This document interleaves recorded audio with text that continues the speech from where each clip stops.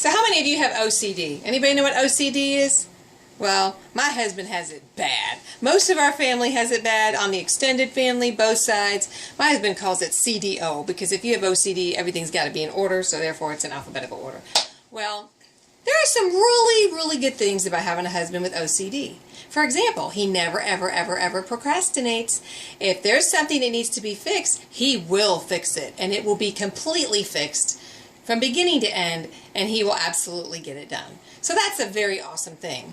However, we have to be very careful not to tell Daddy that something's broken if there's anything important going on in the family, because Daddy will stop whatever he's doing and run out and buy materials and he'll fix it right then because he wants to just serve his family in that way.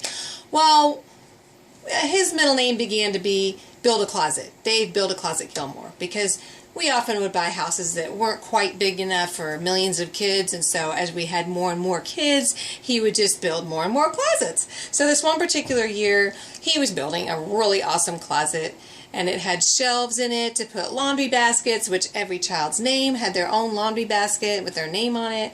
It was just amazing. It was just, he was the king of organization. But it was Thanksgiving. So that was a problem, and I was getting kind of nervous a day or two before Thanksgiving. I'm like, you're going to finish the closet before Thanksgiving, right?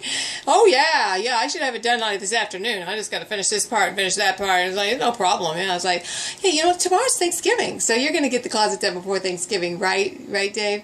And it's like, oh, yeah, I almost got it done. I just got to finish this part over here and this part over there. Like, well, if you don't finish the closet by Thanksgiving, you're going to take like a break on Thanksgiving, right, to like spend time with us and stuff. And he's like, oh, absolutely, it's Thanksgiving, of course.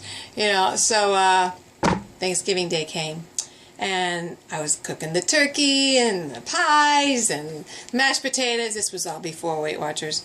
And anyway, so he's still working on the closet, and I'm like, kids, go tell Dad that we're like almost done making Thanksgiving dinner.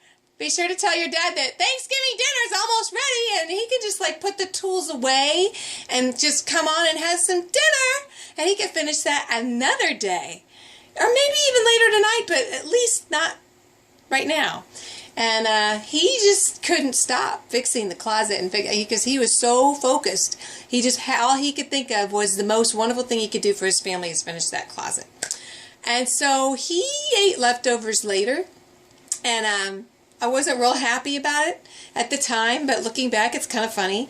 But he will get everything done. It's so cute. Just recently, he switched from, he retired after almost 40 years with the federal government. And it's kind of a long story, but he kind of had to retire because our kids had a lot of serious allergies down in Georgia, so we moved back to Indiana. And he looked and looked and looked for a job, and it was a lot harder than he thought, and then neither one of us thought. The job market is tough. So he finally found a job with Home Depot, actually going around measuring people's homes to put flooring in. Only he just does the measuring and the estimating, which is good. Because his neck has some issues. He's not quite up to putting floors in at this point. We know we didn't actually used to like Home Depot because they used to support things that were very much not family friendly, so we actually boycotted them for a long time.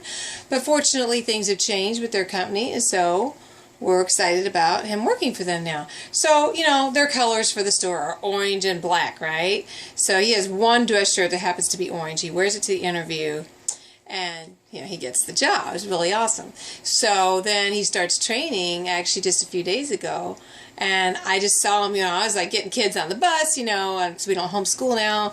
That's another long story, but so getting kids ready for school, and it's kind of crazy. I just kind of see under his jacket this splash of orange. I'm like, Dave, your boss is going to know that you wore that shirt yesterday, your first day of training, so I wouldn't really wear that same shirt to your second day of training.